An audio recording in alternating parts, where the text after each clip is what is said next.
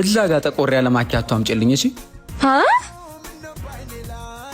አባት አንተ ጠቆር ያለ እሺ። እቸኩላለሁ። ሰውዬ መሀል እኔ እኮ አስተናጋጅ አይደለሁም። ወይኔ በጣም ይቅርታ የኔ ቆንጆ። ምንም አይደል። ለወደፊት ካቸኩልሽ አስተናጋጁን ላይ የተካወክ በኋላ አዘዝ። አስተናጋጅ እንዳልሆን ሻቃለሁ። ምን እና ለምንድን ነው እያወቅህ ያዘዝከኝ? አንቺን ፈልጌ ማለት ስታስቢው እንዴት አድርጌ ከጓደኞችሽ ልለይሽ እችላለሁ? ችግር አለ እንዴ? የለም መጣ።